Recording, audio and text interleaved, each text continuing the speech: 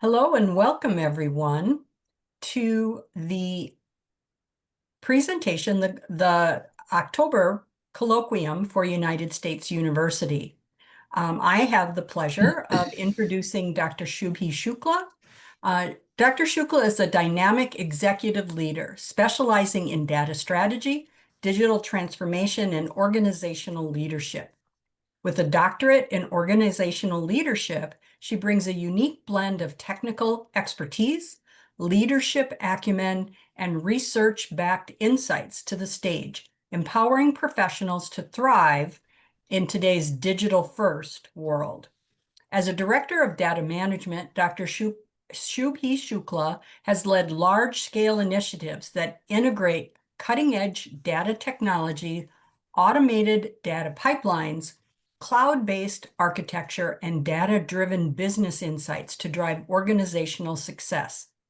Beyond data, she is passionate about helping leaders refine their presence, influence, and communication skills, especially in virtual and hybrid settings. Dr. Shukla's doctoral research, Nursing Executive Presence in the Virtual World, Strategies for Leadership and Excellence, explores how leaders can exude confidence, credibility, and open communication in remote environments. Welcome, Dr. Shukla, and I'll turn it over to you. Thank you so much, Dr. Hain. That was a wonderful introduction, and thank you so much. I'm so privileged here to be here today, and good morning and or maybe good afternoon, depending on what corner of the world you are from. And thank you so much for joining us today. I see a good amount of participants, and I would love to see the faces, but even if not, totally fine. We'll still connect, we'll still discuss, we'll still try to talk through this session. I would suggest not treating this session as some kind of one-way conversation. Let's keep it two-way conversation. That would be great. And this is, I guess, the beauty of our digitally connected world, and that we are separated by distance but yet connected by purpose, right? And it is an absolute privilege for me to share my research and insights with you, with all of you, which, the findings are not confined to the pages anymore. It has now come alive through these conversations. So my goal today is simple: to translate those insights into action, and to help you strengthen your leadership presence, especially in virtual environments and multicultural world that we are, that virtual sessions provide us. So my question would be, how many have heard or might know the term executive presence? And you can type your messages in the chat. I'll follow up through those messages. What, according to you, is executive presence? While you're typing, I'll keep moving on. And for me, the executive presence starts or begins the moment you log into a meeting. Your camera, for example, your tone, and the timing for you to start speaking before you do. And that's when your executive presence begins the conversation. And the fun fact about executive presence is that 67% of executives say that executive presence either makes or breaks your career progression. It is not just your resume, it's not just your credentials, it's not your title, it is your presence. And in borderless world of hybrid and remote work, this presence isn't confined to conference rooms anymore, not hallway chats anymore. It's more pixelated. It's live streamed and interpreted through lens of culture as well. It is also explored through lens of technology these days, right? So as leaders are challenged isn't just to show up confidently on screen, it's also to be understood by your audience, trusted, and respected across borders. And that's what this session is all about today. Going through the chat, yes, Donna, that's right. Leading by example online is executive presence. Okay, Linda says, I haven't heard of executive presence before now, but I would say it means presenting yourself in a professional manner. Yes, that's right. In fact, a short story to share with you, and I was talking to Teresa the other day, last week, where I mentioned that the concept of executive presence was even new to me.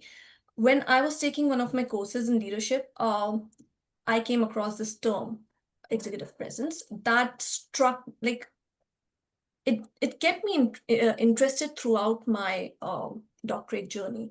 And I finally, decided to pursue this topic because I wanted to learn more about executive presence, not only how you can exude in face-to-face, but also in virtual environments. And now that we have gone, many of us has gone, virtual these days, it is important for us to know what executive presence means in virtual environments. So with that, I would share what our journey would look like today. So we will, of course, we'll understand what virtual executive presence means, especially in global context, but we'll also discuss about what executive presence in general means.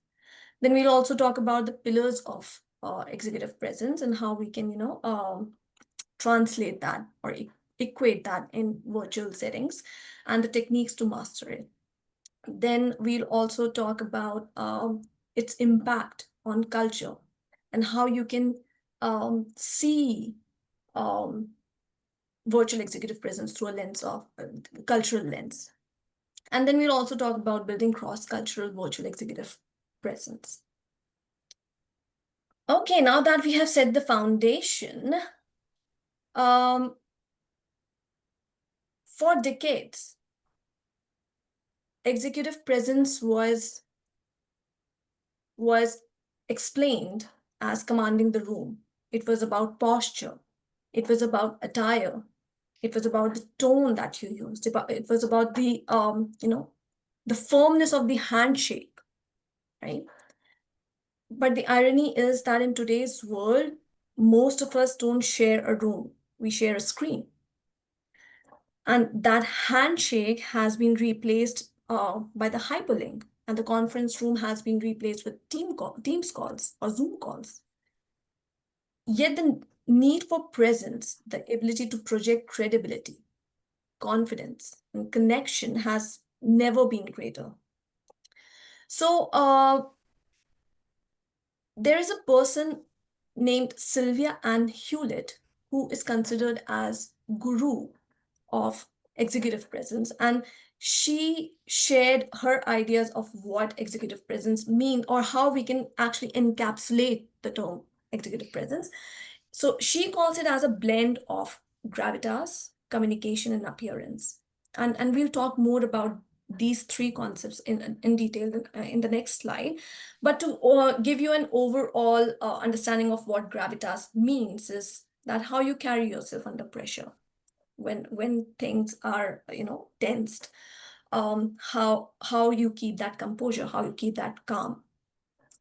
Then communication is how you convey your ideas, with how much clarity you convey those ideas, with how much empathy you communicate those ideas, and that connection that you build with your audience. Appearance, to many people, would be what you wear and how you look.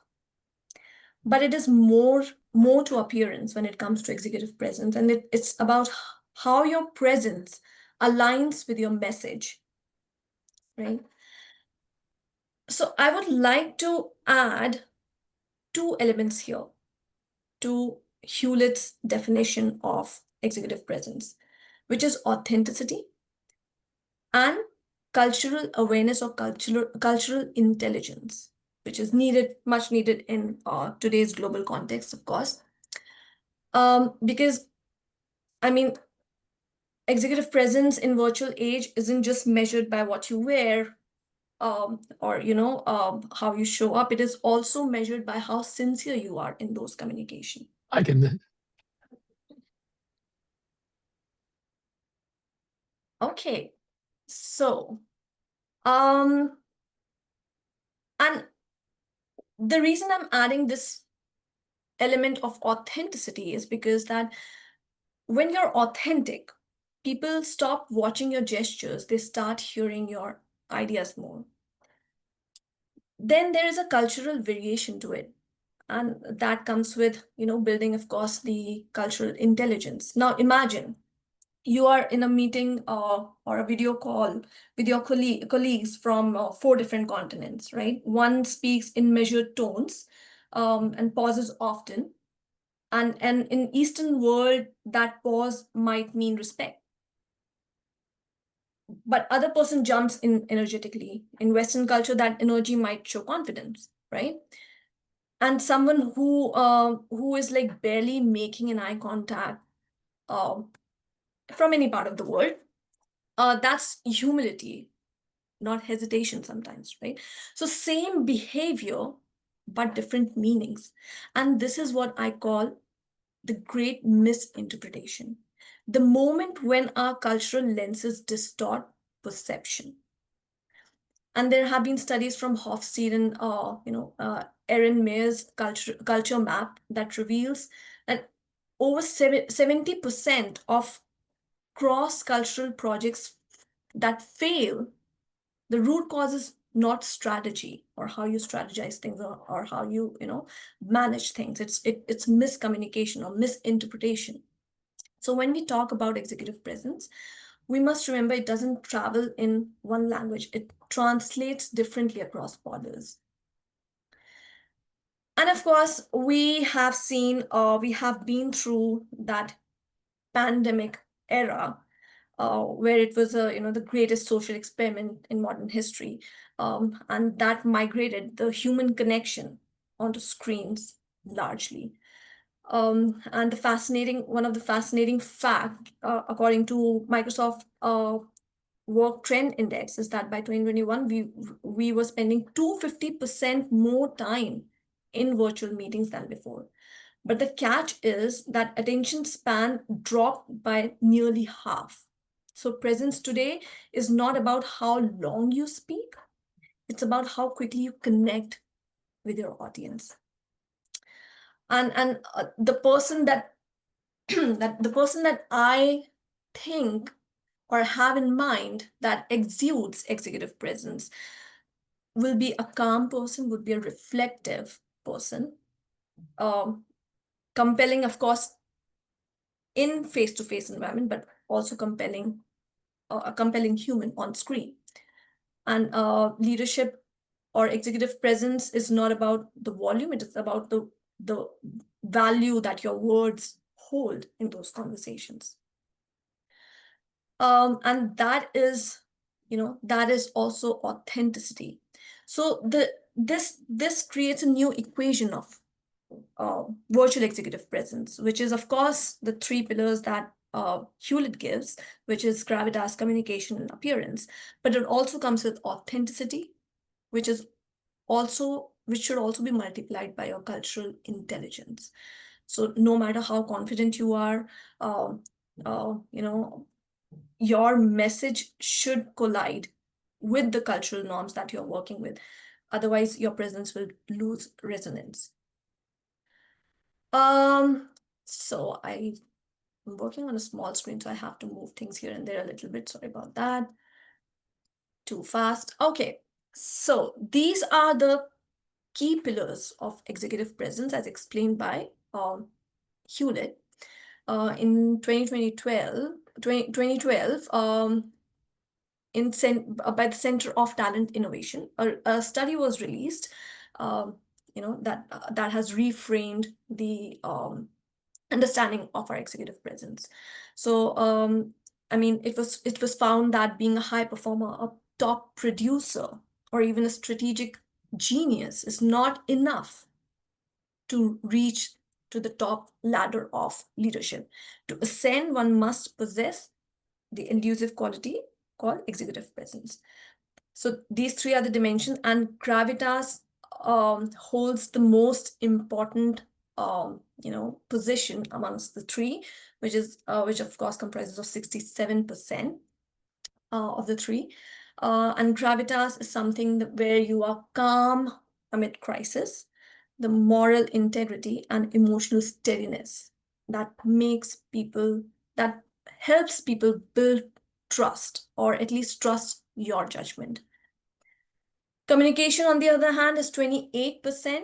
And like I said, it is not merely the ability to speak well, it is to command the room. It is, before commanding, you should be able to read the room, command attention and connect across difference.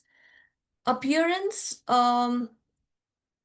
contrary to the popular assumption about how perfect you look on the screen, it is about projecting discernment, appropriateness, and confidence in how you present yourself. But the paradox is that those who define executive presence are overwhelmingly white, and those who are judged by it are often not. So this is an uneven playing field, right? Multicultural professionals like African American, Asians, Hispanic, those people make up a vast section of the workforce, yet hold a mere 11% of executive posts in corporate America. And only 3.8% sit in the Fortune 500 corner offices. So this is not because of lack of competence. It's not because of lack of knowledge or ambition. It's because in many organizations, executive presence has been encoded subtly, silently in the image of the dominant culture. It's a code written by and for white men, a script that others are expected to know, right? Without having been in those shoes. And for many multicultural professionals, decoding this script comes at a cost, and that cost is authenticity. And what's fascinating is that multicultural professionals value these traits, which is gravitas, communication, appearance, in the same order as their Caucasian peers. Yet they face an additional burden, that is the demand to fit in while simultaneously standing out. Like, so for many, I know succeeding means what Sylvia Ann Hewlett has described in her study, which is called bleached out professionalism, the subtle suppression of accent, idiom, your attire, or emotion just to appear executive enough. And these very traits that should make them authentic, these leaders feel compelled to conceal. And the irony is saddening that the essence of presence, which is authenticity, it becomes a greatest casualty. And feedback that is an essential, compass to your leadership development really helps in such cases. Many supervisors hesitate to address presence with multicultural colleagues, fearing they might appear racially insensitive, right? So feedback then becomes vague, contradictory, or sometimes even absent in many cases. So, I mean, leaders should not be judged with this invisible rule book that they were never given. Everyone is unique, and every leader brings their own skills on the table. So there shouldn't be any rule book that we should play by. But the truth is that there is still unconscious bias that lingers in the corridors of power. And leadership that looks and sounds the same is no longer leadership in this era. It's an echo chamber. So winning in today's global economy demands more than diversity in workforce. It demands diversity in leadership. Okay, with that, let's move on to the next slide, which talks about mastering virtual leadership and presence. So before we talk more about how the culture would impact your virtual leadership, first let's understand how we should be mastering the virtual executive presence. So the first thing, of course, is the most obvious one, which is commanding your virtual meetings.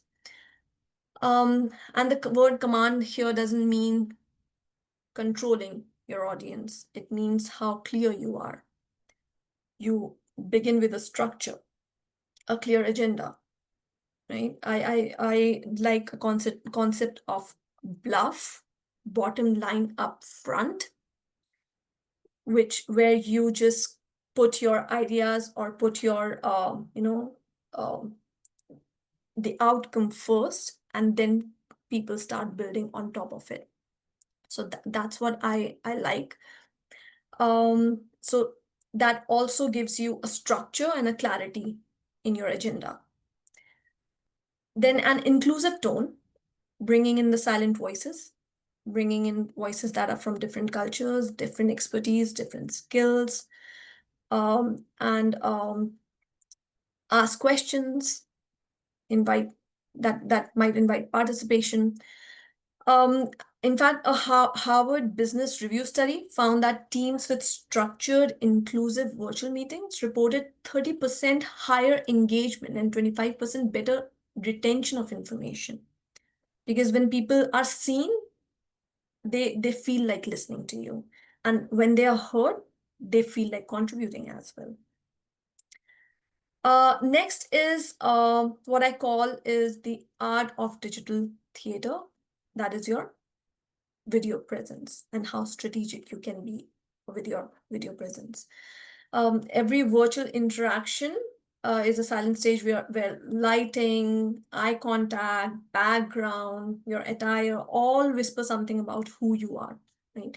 When you look into the camera, you are not looking at a lens, you are looking in someone's trust window.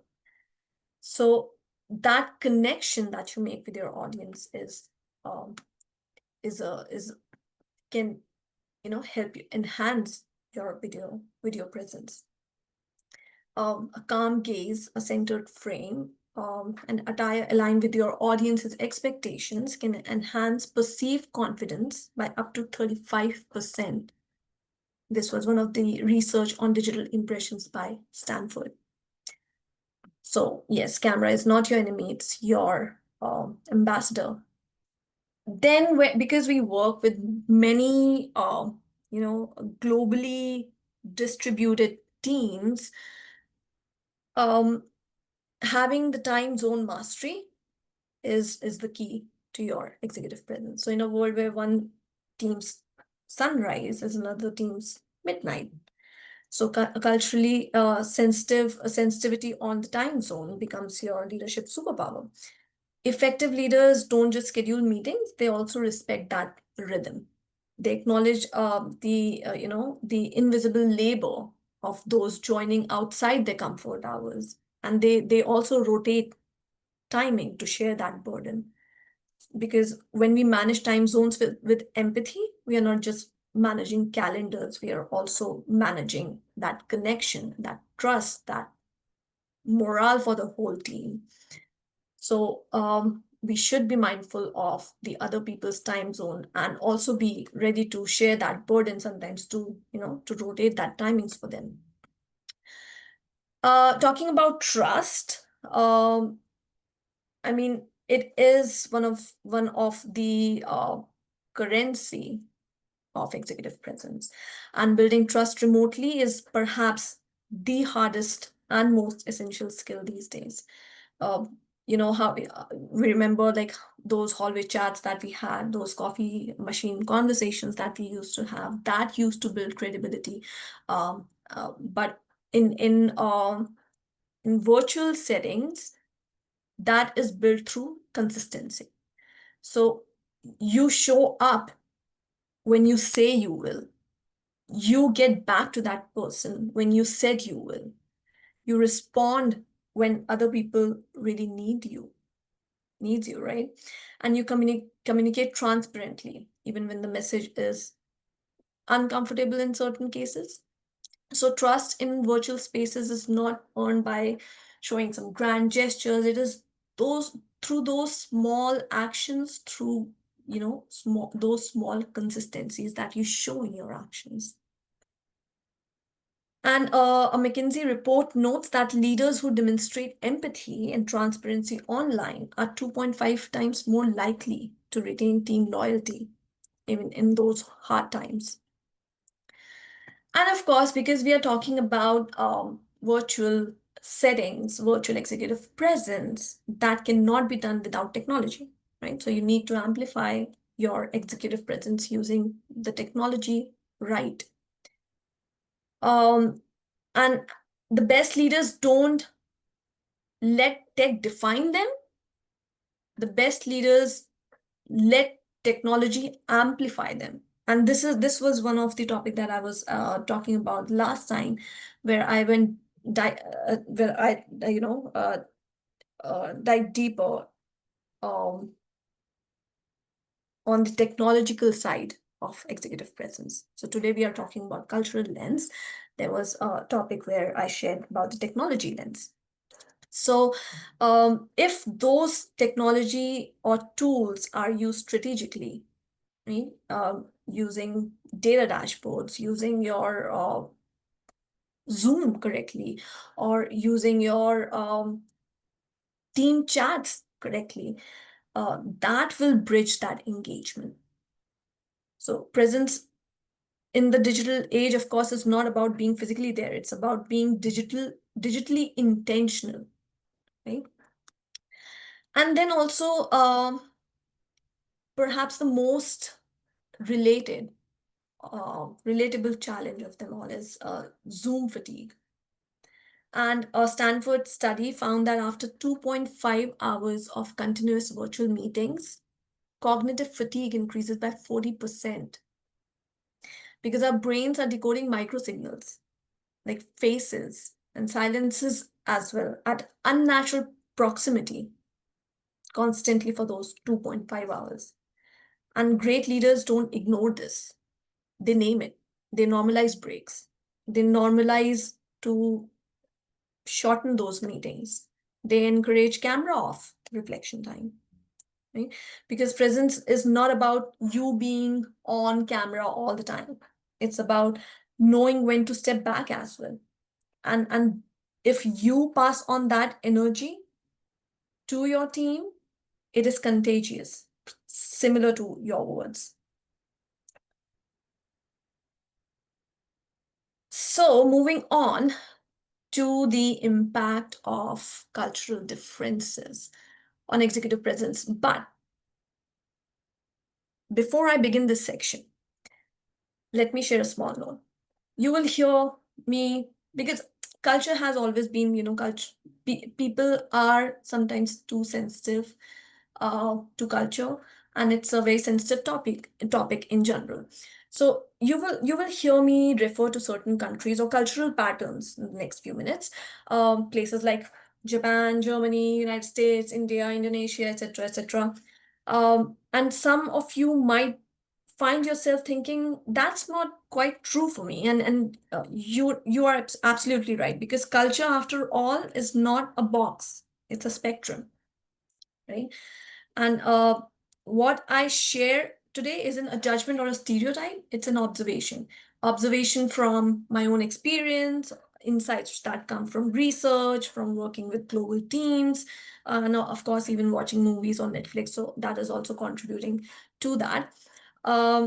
So my intention is not to degrade or glorify any culture, but to help us understand how differences shape perception, and how those perceptions in turn shape presence. So with that in mind, let's explore how culture can turn the same act of confidence into charisma or controversy. And when we talk about virtual executive presence across cultures, we are not just talking about leadership skills, we are talking about decoding human behavior through the prism of culture. And here also, I will be presenting a mix of Hofstede's cultural dimensions and Erin Mayer's scale that maps the world's culture. Many modern leadership researchers and cross-cultural trainers intentionally blend the two. Blending the two will provide both macro level structure coming from Hofstede and micro level nuance from Mayer. Hofstede actually will tell you why, and Mayer will explain you how. And the goal was not to focus on every dimension, because that would have exploded into a lot of details. So the goal is to help you understand the cultural differences on EP. So starting with the first one, which is directness and indirectness. And in some cultures, such as the United States or Germany, clarity is the king. Directness is virtue. Yes means yes, no means no. There is no, ambiguity. And if there is ambiguity, it is seen as inefficiency. But in much of Asia, for example, in Japan, India, and other countries, words are like silk threads. People might avoid saying no outright, because not because they lack courage, but because they value relationship over the response. So imagine a global virtual meeting where one side says, let's decide today, and the other smiles and says, we'll think about it. So both believe that they have agreed until they realize they haven't. And this isn't miscommunication, this is misinterpretation. So that difference, that cultural difference, is something which the leaders who are pursuing, or who like to learn this executive presence skills, need to be aware of. Then comes the power distance and hierarchy. That is how we relate to authority. So in many societies like Denmark or Canada, a junior analyst might be very much comfortable challenging the CEO in virtual meetings. But in high power distance culture, that might be, that might be seen as an act of insubordination. So when you lead a global team, remember, silence doesn't always mean disengagement. It may mean deference. So a true global leader reads not just the words spoken, but also respect the unspoken. The third is individualism and collectivism. In the West, leadership often celebrates the I, which is the innovation, which is being independent, initiative. Whereas in the East, they honor the we, the harmony, the collaboration, the community. So when a Western manager praises an employee by saying you did a great job, that uplifts, an individual. When an Eastern leader says our team succeeded, it uplifts the collective. So neither is right or wrong. They are just simply different languages of success. And as successful leaders, we need to learn both dialects. Then comes the high context versus low context communication. And there is a little dance between the two. In low context cultures like US, Switzerland, where what you say is what you mean. In high context cultures like China, Brazil, India, which is conveyed through tone, timing, and even sometimes silence. If low context communication is like a printed document, high context is like a symphony. You must listen between the notes, right? So in virtual meetings where tone and body language are flattened by pixels, this becomes a real leadership challenge. Like a missed pause, a delayed nod, for example, a misunderstood smile. So all these small moments can unravel trust across border. Then comes uncertainty avoidance, the cultural appetite for ambiguity. In some nations, people thrive in open-ended discussion, brainstorming endlessly before committing. In others, structure and certainty are sacred. One might want precision, the other might want, might thrive in possibilities. So the art of leadership lies in balancing the two. Then is the task-oriented versus relationship-oriented. In North America or Western Europe, getting straight to business is seen as efficient, whereas in Latin America, Africa, much of Asia, relationships precede results. So I mean, in those cultures, they just don't close deal. They also build trust. Of course, there are multiple ways to build trusts in other cultures as well. So yeah, all this is what is the impact of cultural differences on executive presence. Now, how to build that cross-cultural executive presence online? First and foremost, develop that cultural intelligence, right? Many people call it CQ, unlike IQ, which means intellect, or EQ, which means emotional. So CQ measures understanding.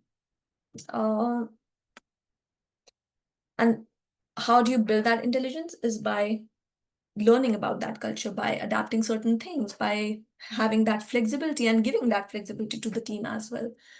Then apply the culture map. So that Erin Mayers from INSEAD calls the culture map.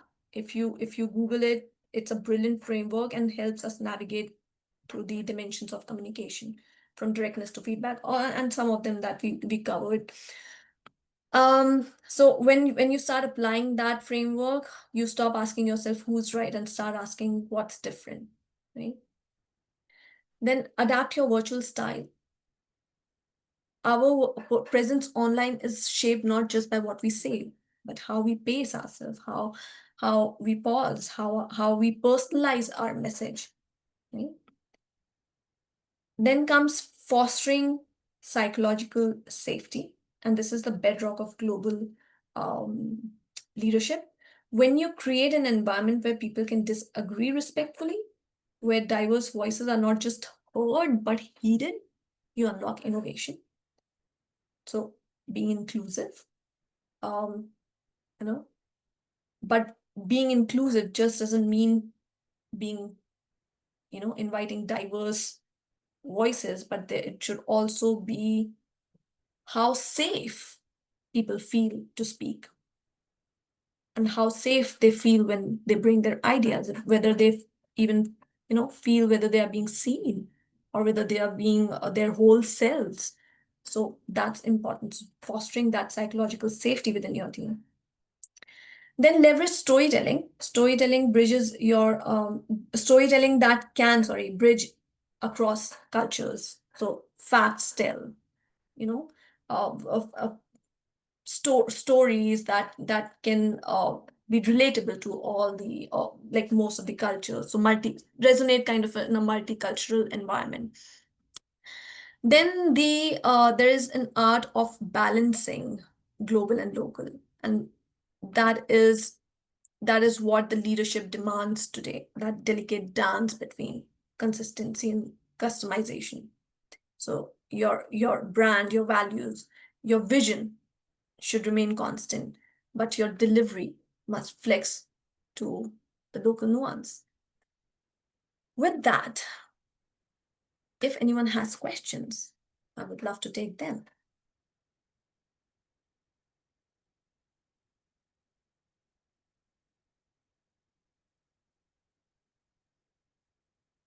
You can either put in chat, I can say it out loud, or you can unmute your mic.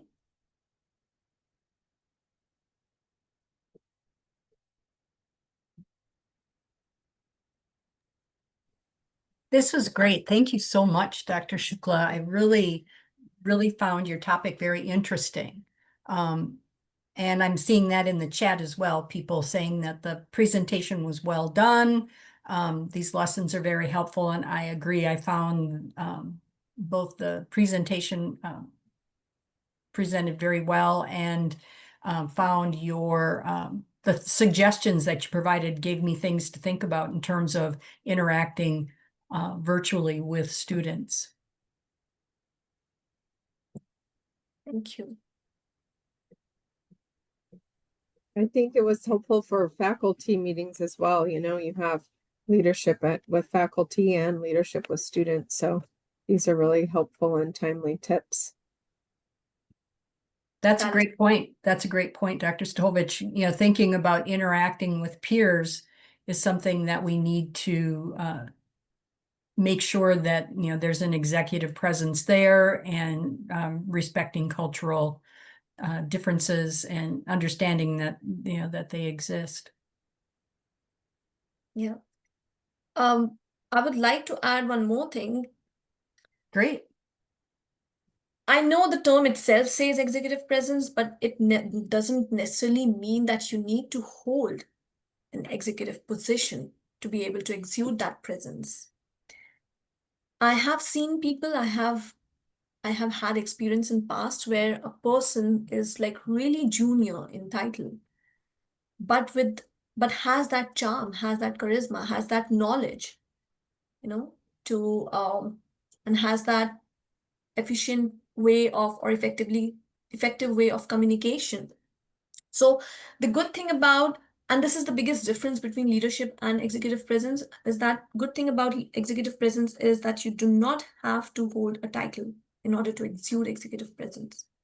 It's a learnable skill which you can build over, time. You can assess your current state. You can build it gradually. Then again, gather feedback, then work on it. So it's a gradual learning skill that one can have. So that is a good thing about executive presence. I think that in the College of Nursing and at USU in general, we have some excellent leaders who are really good exemplars of executive presence. So we have some excellent mentors to learn from, fortunately. No, that's a good thing. I had a really good experience, I would say, learning. I was at Aspen University, not at United States, but I really had good faculties. I really had a good, dissertation committee, which was again big example of, or a huge example of executive presence. So I completely relate. Yes, it certainly makes a difference when you have someone that, is in the role of leadership, providing that support and that example. I think it's important too to understand that students often are interested in using, their faculty as models. And, once you are modeling that role, they're more likely to assume a little bit more of a professional or an executive presence in their interactions as well. Yeah. it it's more about human behavior. So not only, of course, most of the time that we spend is are in, schools, colleges, offices. So it kind of becomes normal for us to be able to look those human behaviors in our leaders. But executive presence cannot be just learned from people at your work or at your, colleges. Even from a person who is, let's say, a delivery man, right? Something might be good about him. A person who is, just walking on the road, the way he walks, the way he's posturing himself. Like, if you start talking to a person and if you feel, oh, that person is actually nice, the words that are coming out of mouth of his or her mouth are like, um, very nice, and you can, be able to absorb those skills into you. So it's Mhm. not necessarily if you are that you're looking to in a leader. It is also about like basic human behaviors that we're talking Mhm. about. So that is also a good thing, I would say, about executive presence. Yeah, it's a great point. Great point. Anyone else have any comments or questions for Dr. Shukla? Again, we appreciate your time and your expertise in this area. Thank you so much. This is something that I love to share, to be honest. And just so you know, this is just a part of the findings of my study. So cultural lens, for example, is one. Technological lens is another. The whole list of human behaviors that you should be working on. Not everything, of course, nobody can be perfect. Not everyone can absorb all the skills. That is also, a fact. But as much as you can, with that long list that I have created. So it was kind of an exciting journey for me, talking to people and trying to understand what executive presence mean to them. So yeah, that was also kind of cool. Thank you, Eric. Thank you. I don't know how to pronounce some names here. Son, Dr. Jennifer, Ashley, Dr. Amber, Donna, Jessica. Thank you so much. Well, this is great. All right, well, if no one has any questions, that will be a wrap for us for this session. Thank you again. Thank you. Thank you Bye, so much. everyone. Have a nice day. Bye.